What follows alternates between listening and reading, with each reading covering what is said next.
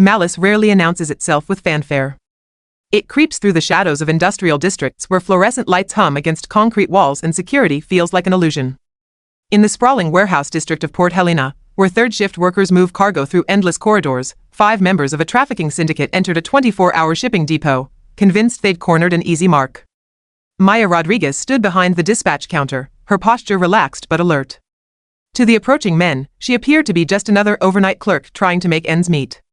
They had no idea she was a former Navy SEAL turned underground boxing champion who'd never lost a match in 3 years of competition. Maya had driven north from San Diego 6 weeks ago, trading her apartment overlooking the Pacific for a cramped studio in Port Helena's industrial quarter. Her brother Carlos owned this shipping depot, a legitimate front for moving legal cargo, though lately he'd been asking questions Maya wasn't ready to answer. The neighborhood hadn't welcomed her arrival. A Latina woman standing nearly 6 feet tall, with calloused knuckles and eyes that missed nothing, she drew stares and whispered conversations wherever she went. The depot's main floor stretched out like an aircraft hangar, filled with towering shelves of packages and freight containers waiting for morning pickup. Maya preferred the night shift.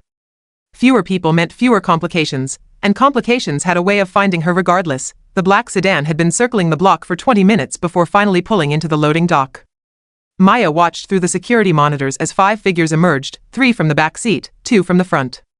Their movements were coordinated but sloppy, the kind of confidence that came from too many easy victories against unprepared targets. The leader entered first, a heavy-set man with prison tattoos covering his neck and forearms.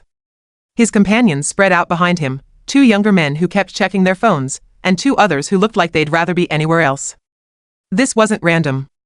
They'd scouted the location, studied the patterns, chosen their moment. "Evening," the leader said, his voice carrying false friendliness. "Looks like you're all alone in here. That can't be safe for a woman like you." Maya kept her hands visible on the counter. "Depot's open all night. Is there something I can help you ship?" He grinned, revealing gold-capped teeth. "Oh, we're definitely here to make a pickup. The question is whether you're going to make this easy or hard." One of the younger men had wandered toward the office area, supposedly browsing shipping rates posted on the wall. Another was examining the freight elevator controls. They thought they were being subtle. "Sir, if you're not here for legitimate business, I'm going to have to ask you to leave," Maya said, her tone remaining professional despite the tension coiling in her muscles. The leader's expression shifted. "Legitimate business? Honey, we run all the legitimate business around here. Your brother's been very cooperative with our arrangements. But lately, he's been asking too many questions. That changed everything. This wasn't a robbery. It was a message." The nearest attacker lunged first, probably expecting Maya to freeze or scream. Instead, she moved with fluid precision, ducking under his grabbing hands and driving her shoulder into his solar plexus. The impact sent him stumbling backward into a stack of shipping boxes, cardboard exploding around him as he hit the concrete floor. The second man reached for something tucked into his waistband, but Maya was already moving. She vaulted over the counter, landed softly, and swept his legs before he could draw the weapon. He went down hard, his head striking the edge of a metal cart with a sound that echoed through the depot. The leader and his remaining companions hesitated for a crucial second, long enough for Maya to position herself between them and the exit. Her stance had shifted from customer service to combat mode, balanced on the balls of her feet with her hands loose and ready. "Last chance to walk away," she said quietly. The leader cursed and charged, his bulk impressive but his technique non-existent. Maya sidestepped, grabbed his extended arm, and used his momentum to send him face-first into the dispatch counter. The sound of breaking wood mixed with his pained grunt as he crumpled to the floor. The final 2 attackers looked at their fallen companions, then at Maya, then at each other. Without a word, they turned and ran for the exit, their footsteps echoing off the warehouse walls until the night swallowed them. Maya stood among the debris, breathing steadily as she surveyed the aftermath. 3 men groaning on the floor, scattered shipping materials, and a depot that would need some explaining to the morning shift. She reached for her phone to call the police, knowing this was just the beginning. Detective Sarachin arrived 30 minutes later, her unmarked sedan joining 2 patrol cars in the depot's parking lot. Maya had used the time to secure the 3 injured men with zip ties from the shipping supplies and compile the security footage onto a flash drive. "Maya Rodriguez?" Chin asked, showing her badge. "I understand you had some uninvited guests tonight." "3 of them are still here," Maya replied, gesturing toward the men now sitting against the wall under officer supervision. 2 others left in a hurry. Chin studied the scene, overturned boxes, damaged furniture, blood stains on the concrete floor. Then she looked at Maya, who showed no visible injuries despite clearly being in the center of whatever had happened. "Walk me through it," Chin said, Pulling out her notepad, Maya provided a concise account of events, sticking to facts and avoiding speculation about the men's motives or connections. Chen listened without interruption, occasionally making notes or asking for clarification. "You said they mentioned your brother by name?" Chen asked. "They implied he'd been cooperative with their arrangements but was recently asking questions." "I don't know what that means." Chen exchanged a look with her partner, Detective Reeves, who had been photographing evidence. Something unspoken passed between them. "Ms. Rodriguez, we're going to need you to come to the station for a more detailed statement," Chen said. "These men, they're connected to some ongoing investigations." The ride to the police station gave Maya time to think. The attackers hadn't acted like common criminals. Their coordination, their knowledge of Carlos's business, their confidence in operating openly, it all pointed to organization. Professional organization. At the station, Chen led her to a small interview room with fluorescent lighting and institutional furniture. A cup of coffee appeared, along with a digital recorder. "Before we begin," Chen said, settling into the chair across from Maya, "I need to ask about your background. Military service, law enforcement, any training that might explain tonight's outcome." Maya had been expecting this question. "Navy, 8 years. Specialized training in close-quarters combat and maritime security operations. Since discharge, I've been competing in combat sports." "Combat sports?" "Underground boxing circuit. Unregulated venues, cash prizes. Not exactly legal, but not exactly illegal either." Chen made notes. "And you're in Port Helena because?" "My brother needed help with the depot. I needed a change of scenery." Maya paused. "Though I'm starting to think I walked into more than a career change." Over the next 2 hours, Maya provided detailed statements about the attack, her observations of the perpetrators, and her limited knowledge of Carlos's business operations. Chen asked pointed questions about shipping manifests, unusual cargo requests, and whether Maya had noticed any irregular activity. "Ms. Rodriguez," Chen said finally, "we've been investigating a trafficking network operating through legitimate shipping businesses in this district. Your brother's depot has come up in our surveillance, though not as a primary suspect." Maya felt pieces clicking into place. "He's been asking questions because he suspected something. That's our theory. And tonight's visit was probably meant to discourage further curiosity." Chen showed Maya photographs of the 3 men from the depot, along with several others she didn't recognize. 2 of the photos were the men who had fled. "Recognize anyone else?" Maya studied the faces, committing them to memory. "No, but I'll remember them if I see them." "I hope you don't," Chen said grimly.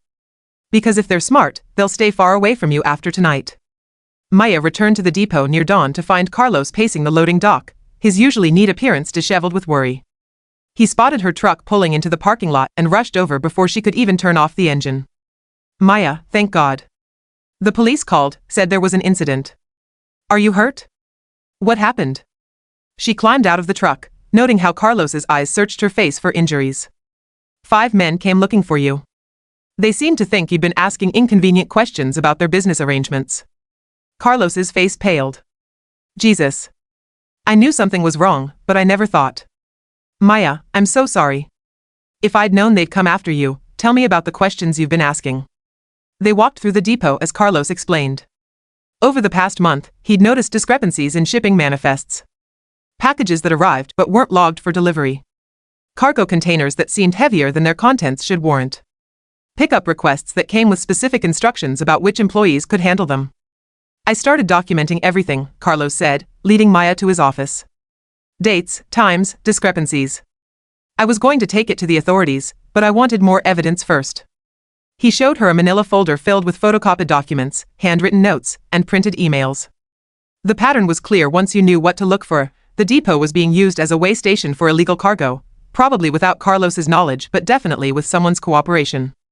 "Who has access to override your logging systems?" Maya asked, studying the paperwork. "Just me and my assistant manager, Rick Patterson. He handles the overnight dispatch when I'm not here." Carlos paused. Though lately, he's been working a lot of extra shifts, volunteering for duties he usually avoids. Maya remembered seeing Rick's name on several of the discrepant shipping records. The timing aligned with the trafficking operation's apparent expansion. "Carlos, you need to call Detective Chen immediately. And you need to stay away from the depot until this is resolved. I can't just abandon my business, your business is already compromised. The question is whether you're going to help fix it or become another casualty." Carlos reluctantly agreed to contact the police and arrange temporary management for the depot. Maya spent the rest of the morning reviewing security footage from the past month, looking for patterns in Rick's activities and identifying vehicles that appeared frequently during suspicious shipments. By noon, she had compiled enough evidence to paint a clear picture of the operation. Rick Patterson had been facilitating the movement of illegal cargo through the depot, using his access to override tracking systems and coordinate with outside contacts. The attackers from the previous night were part of the enforcement arm, sent to intimidate Carlos into silence, but Maya's interference had disrupted their plans. Now they faced a choice: abandon the Port Helena route or escalate their response. The answer came that evening in the form of spray paint across Maya's truck windshield. The message was simple but unmistakable: back OFF or pay. Maya stood in the depot parking lot, studying the vandalism in the fading daylight. The letters were uneven, angry, applied by someone working quickly in poor visibility. But the message itself showed planning. They knew where she worked, where she parked, how to find her. Detective Chen arrived within minutes of Maya's call, bringing a crime scene technician to document and photograph the threat. While they worked, Chen pulled Maya aside. "We moved on Rick Patterson this afternoon," Chen said. "Arrested him at his apartment with enough evidence to connect him to the trafficking network. Phone records, cash payments, detailed schedules of compromised shipments." "Did he cooperate?" "Eventually. Turns out he was more scared of his handlers than he was of us. The operation you disrupted last night was supposed to be a cleanup, eliminate loose ends, secure the depot route, send a message to anyone else who might ask questions." Maya nodded, unsurprised by the revelation. "And now?" "Now they're improvising. Which makes them more dangerous but also more likely to make mistakes." Chen showed Maya additional surveillance photos, including images captured by traffic cameras near the depot. The same black sedan from the previous night had been spotted at 3 other locations over the past week, all businesses that had recently experienced accidents or break-ins. "We think they're working through a list," Chen said. "Businesses that have become problematic for their operations. Your brother's depot was probably next, but you changed their timeline. So they'll try again." "Almost certainly. But we'll be ready." Chen outlined a surveillance operation designed to catch the trafficking network in action. Maya would return to work at the depot, maintaining normal routines while undercover officers monitored from concealed positions. When the criminals made their move, the police would be waiting. Maya agreed to the plan, though she insisted on one modification: no restrictions on her response to direct threats. Chen reluctantly accepted, recognizing that Maya's combat skills might be their best asset if the situation deteriorated. 3 nights later, the trap was sprung. Maya was processing legitimate shipments when the motion sensors around the depot's perimeter began triggering silent alarms. Security monitors showed 7 figures approaching from multiple directions, a coordinated assault designed to overwhelm any resistance. This time, they came prepared. Body armor, automatic weapons, night vision equipment. The leader from the previous encounter was notably absent, replaced by someone younger and more professional in appearance. Maya activated the emergency signal that would alert the surveillance team, then moved to defensive positions she'd prepared throughout the depot.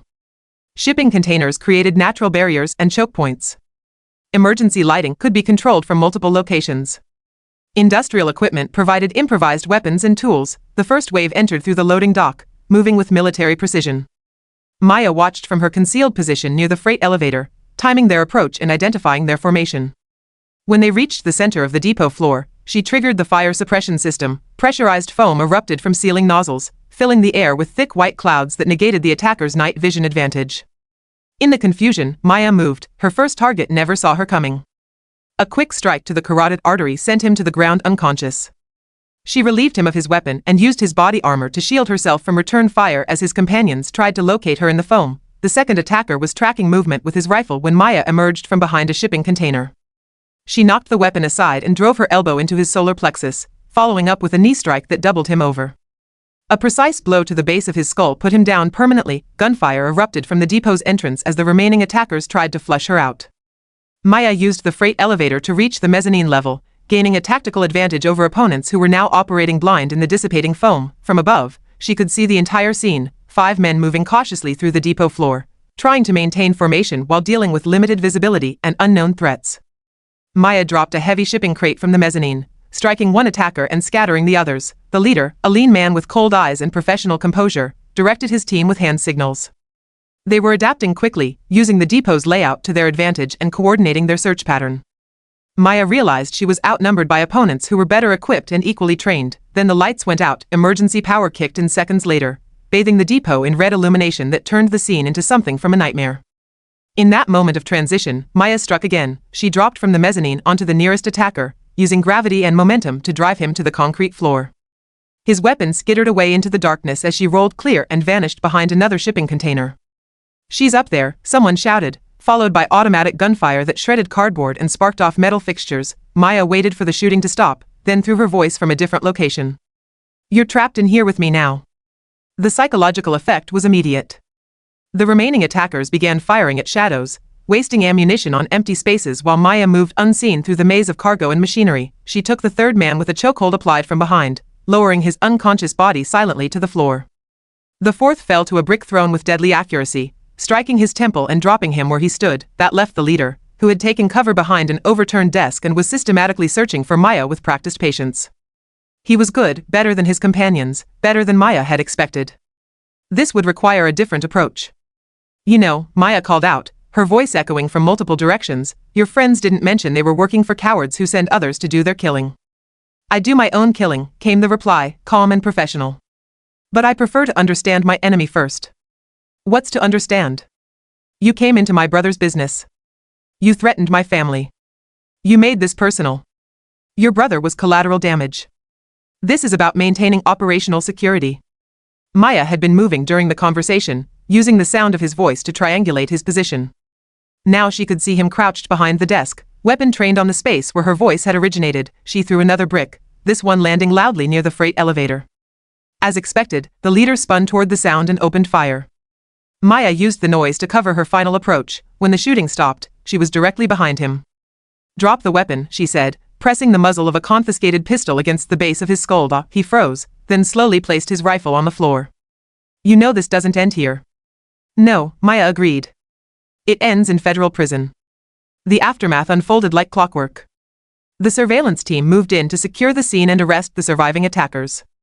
Paramedics treated the unconscious men while crime scene technicians documented evidence that would unravel months of criminal activity. Maya gave her statement to Detective Chen while federal agents from Homeland Security took control of the investigation. The scope of the trafficking network extended far beyond Port Helena, involving corrupt businesses across 3 states and connections to international criminal organizations. "The man you captured is Victor Petrov," Agent Martinez explained, showing Maya a thick federal file. "Former military, discharged under suspicious circumstances, now works as an independent contractor for various criminal enterprises. We've been trying to catch him for 2 years." Maya studied Petrov's photograph and service record. His background explained his tactical competence and professional demeanor. He wasn't street muscle, he was a specialist brought in to solve specific problems. "What happens now?" she asked. "Now we roll up the entire network. Your brother's depot was just one node in a much larger operation. With Petrov in custody and the evidence we've collected, we can trace the connections and shut down the whole system." The federal investigation lasted 6 months, during which Maya testified before grand juries and helped prosecutors understand the tactical aspects of the attacks. The trafficking network's collapse led to dozens of arrests and the seizure of millions of dollars in illegal cargo. Carlos resumed control of his depot, now operating under enhanced security protocols and regular federal oversight. Rick Patterson cooperated with authorities in exchange for a reduced sentence, providing crucial intelligence about the network's operations and structure. Victor Petrov received a life sentence without parole for his role in coordinating violence across multiple jurisdictions. The other attackers faced various federal charges related to trafficking, weapons violations, and organized crime. 6 months after the final arrests, Maya stood in the community center gymnasium, watching a group of 12 women practice defensive techniques against multiple attackers. Her self-defense classes had grown from a single evening session to a regular program that drew participants from across the Port District. "Remember," she told the class, "awareness is your first line of defense. Most threats can be avoided if you recognize them early and trust your instincts." Detective Chen, now a regular attendee, raised her hand. "What about situations where avoidance isn't possible?" "Then you make noise, create chaos, and fight like your life depends on it." "Because it probably does." Maya demonstrated a technique for breaking free from a grab, emphasizing speed and aggression over complex movements. Her students practiced with intensity, understanding that these skills might one day mean the difference between safety and victimization. After class, Maya walked through the industrial district she'd come to call home. The depot ran smoothly under Carlos's management, now serving as a model for how legitimate businesses could resist criminal infiltration. The neighborhood felt safer, though Maya knew threats could emerge from anywhere at any time. Her phone buzzed with a text from Agent Martinez, "New case in Phoenix. trafficking network with military connections. Interested? Maya looked at the message, considering the implications. Another city, another network, another chance to use her skills against people who preyed on the innocent. The work was dangerous, demanding, and necessary, she typed back, send me the details. Some fights were worth seeking out, especially when the alternative was letting predators operate unopposed. Maya had learned that lesson in the Navy, refined it in underground boxing rings, and proven it in a shipping depot where courage faced down corruption. The night shift continued, and Maya Rodriguez was ready for whatever emerged from the darkness.